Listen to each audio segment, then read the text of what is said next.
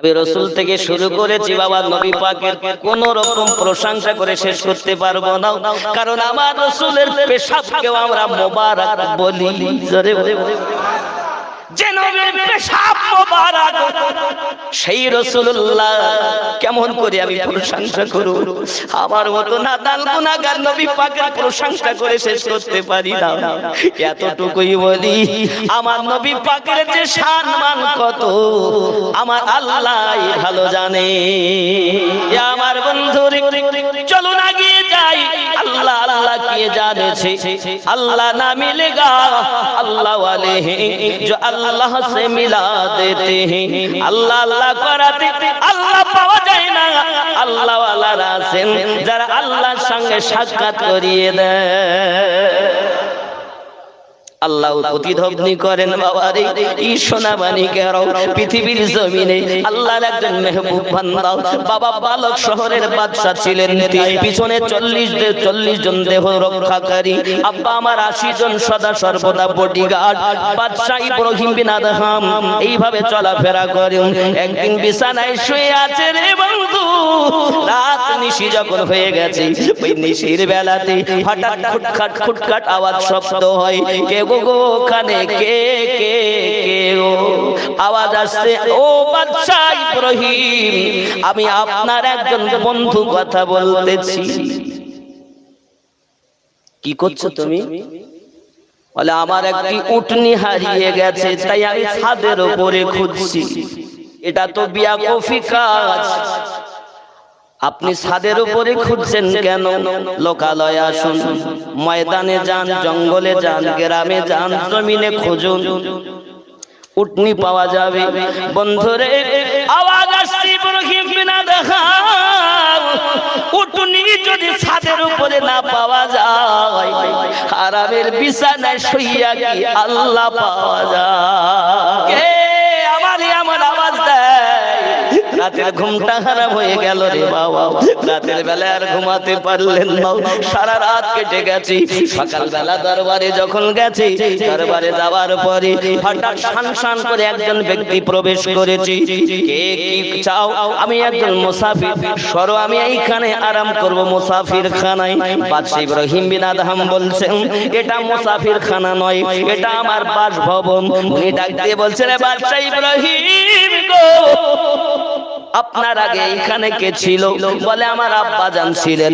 তার আগে কে ছিলেন? আমার দাদাজি ছিলেন। তার আগে কে পরদাদা ছিলেন? তার আগে কি তার পরদাদা ছিলেন? তাহলে যে তারা কই? বলে তারা কেউ এখন নেই। বলে তারা কোথায়? তারা তো কবরে। বলে যেখানে এসে চলে যায় আর আসে না, তাকেই তো মুসাফির খানা বলে। পৃথিবীর জমিনে কেউ আপনার আপন নয়, আপন আপন করো তুমি, আপন তোমার কেহই নয়। যিনি তোমার পরম আপন শুয়ে আছেন মদিনায়। বন্ধুরে বাবারে, এই মানুষটি সাই সাই করে এসেছে, আবার সাই সাই করে চলে যায়। ইব্রাহিম বিন আদহামের যেন মন খারাপ হয়ে গেল। আমার মনের ভিতরে দাগ কেটে উঠেছে, কে গো আমাকে এমন করে উথাল পাতাল ফেলে দেয়? আমার মনের ভিতরে যেন আমার শান্তি পাই না আমি। এখন পিছু ধাবা করেছেন, যেতে যেতে অনেক দূরে চলে গেলেন। ডাক দিয়ে বলছেন, কে গো আপনি? আমার রাতের বেলা খুব হারাম হয়ে গেল, দিনের বেলা আমি আমার বাসভবনে, আমাকে এমন করে দিলের ভিতরে ধাক্কা দিলেন। আপনি কে ভাই? একবার বলুন না ভাই। উনি বলতেছেন, ও বাদশা ইব্রাহিম, আমার নাম খাজা খিজির আলাইহিস সালাম। শুধু বলছেন আমি ছোট হুজুরের পাগল, মেজো হুজুরের পাগল, দাদা হুজুরের পাগল। শুধু ভক্ত মুরিদ কই? মুরিদ যদি হয় ও সবক থাকবে, ও বাস মুরিদ হয়ে এসেছে, কাজ করে না, ওর মতো চিটিং বাজার নাই। এই সোনা মানিকেরা, পৃথিবীর জমিনে যদি তুমি আল্লাহওয়ালা হতে চাও, পৃথিবীর জমিনে যদি তুমি নবীওয়ালা হতে চাও, মিস্ত্রির কাছে গেছো মোবাইল ঠিক করতে, তুমি কেমন মোবাইল ঠিক করেছো? মোবাইল ব্যবহার করো না কেন? মোবাইল বলে ঠিক করে এনে রেখে দিয়েছে, অত জং ধরিয়ে শেষ। আচ্ছা বাবা, আমার মোবাইল, এতে যদি আমি হোয়াটসঅ্যাপে ফোন করি, দিল্লি ব্যাটা থাকলে এতে দেখা যাবে, ডিসপ্লেতে ছবি দেখাবে, ঠিক কি না? আব্বাসি আমার বেটা দেখাবে, দিল্লিতে থাকলেও, বোম্বাইয়ে থাকলেও, আরবে থাকলেও দেখাবে, স্পিকারে কথা শোনাবে, নেটওয়ার্কে কানেকশন দেবে, আর ডিসপ্লেতে ছবি দেখাবে। বলে ছবি দেখা যায় না কেন রে বাবা? সামান্য মোবাইলে যদি ছবি দেখা যায়, আপনার ভিতরে ডিসপ্লে যদি ভালো হয়, এই ভবাগাছিতে বসে নবীজি দেখা যায়। এ বাবা, মানুষের বানানো মেশিন যদি এত পাওয়ারওয়ালা হয়, আল্লাহর বানানো মেশিন গুলো আরো পাওয়ারফুল। করোনা জগতে যেন কোন রকম ভুল। সুবহানাল্লাহ, কথা বোঝা যায়? আব্বাজি আমার, জানি না এই জলসা কার জীবনের শেষ জলসা। এই যে একটুখানি ভাবুন, ইব্রাহিম বিন আদহামের আর ভালো লাগে না, উনি দরবারে গিয়েছেন, মনে শান্তি পাচ্ছেন না। এখন উনি দরবার থেকে বেরিয়েছেন শিকার করবেন বলে, এই রূপ চিন্তা ভাবনা নিয়ে উনি জঙ্গলের দিকে কিছু কাফেলা নিয়ে আগিয়ে গেছেন। আগিয়ে যেতে যেতে সঙ্গেকার কাফেলা গুলো আরো একটু আগিয়ে গেছেন। উনি একা হয়ে গেছেন। দূরের দিকে চাইয়া দেখেন একটি হরিণী দেখা যায়, আওয়াজ ভেসে আসতেছে, ইব্রাহিম বিন আদহাম সাবধান হয়ে আল্লাহ। সঙ্গে সঙ্গে ইব্রাহিম বিন আদহাম চিন্তা করলেন, হরিণী যখন দেখেছি, হরিণীটার দিকে তীর চালাবেন বলে নিয়ত করেছেন। হঠাৎ হরিণী কথা বলছে, ইব্রাহিম বিন আদহাম, আপনি আমাকে শিকার করতে পারবেন না, বরং তো আমি আপনাকে শিকার করতে এসেছি। পরেশান হয়ে গেলেন হরিণের কথা শুনে। আল্লাহ, এ কি ব্যাপার? আমি তো কিছু বুঝি না। ইব্রাহিম বিন আদহাম শিকার করা বন্ধ দিয়ে, বাবাজি আমার ঘোড়ার উপরে উনি চেপে যেই না আপনার কিনা লাগামটা টান দিয়েছেন, জিন থেকে, ঘোড়ার জিন থেকে আওয়াজ আসছে, ইব্রাহিম বিন আদহাম, আমি তোমাকে শিকার করতে এসেছি। আশ্চর্য হয়ে গেলেন ইব্রাহিম বিন আদহাম। এবার রওনা দিয়েছেন দরবারে।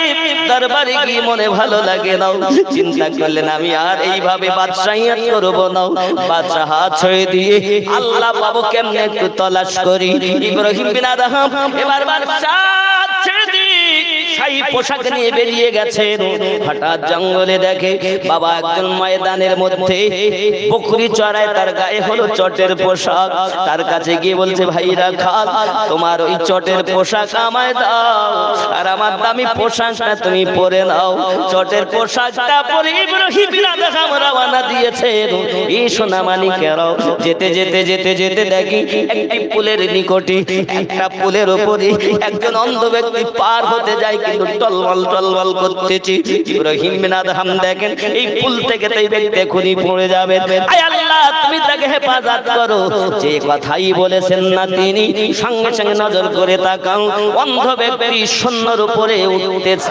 ইব্রাহিম বিন আদহাম আশ্চর্য হয়ে গেলেন, ব্যাপার কি? দুনিয়ার শাহেনশাহী বাদ দাও, আল্লাহর ধানে মাতোয়ারা হও। এ বাবা, তুমি যদি তোমার মধ্যেকার জিনিসটাকে না চিনতে পারো, তোমার মধ্যে যে আমি আছে, আমার মধ্যে যে আমি আছি, বাড়িকে কিনেছে আমি, গাড়িকে কিনেছে আমি, জমিকে কিনেছে আমি, আমি কি? ওরে মুখে বলো আমি আমি, ভাবলে না কোথায় তুমি রে, আমিও তুমি আবাস ভূমি, জানো না কোন জায়গাটি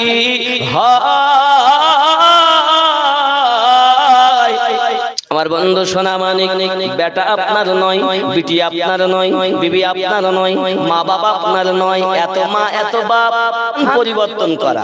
বিবিকে যেমন মায়ের জায়গায় আনা যায় না, তেমন মাকে বিবির জায়গায় বোনকে তেমন বিবির জায়গায়, এর নাম অপরাধ। মায়ের কাজ আলাদা, ওস্তাদের কাজ আলাদা, পীরের কাজ আলাদা। এইটাই তো গোলাই ফেলে আজকালকার মৌলবীরা। গলি শুধু মা মা মা। আরে পাগল, এটা অবশ্যই বাস্তব। ওয়াবিল ওয়ালিদাইনি ইহসানা, আল্লাহ বলেন তোমরা তোমার মা বাপের প্রতি সদ্ব্যবহার করো, কিন্তু আমার আল্লাহ 400 জায়গায় বলেছেন নাফস ঠিক করো। নামাজের কথা 82 জায়গায় বলেছেন, আর অন্তর ঠিক করার কথা 400 জায়গায় বলেছেন। ওটা দেখো তো, এটা দেখো না। চোর মা বাপ জন্ম দিয়ে সার,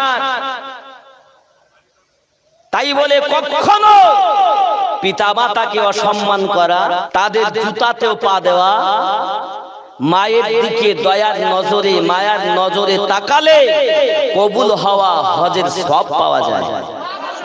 বাপের দিকে মায়ার নজরে তাকালে কবুল হওয়া হজের সওয়াব পাওয়া যায়। যদি সারা দিনের মধ্যে কেউ মায়ের দিকে 100 বার তাকায়, 100 হজের সওয়াব পাওয়া যায়।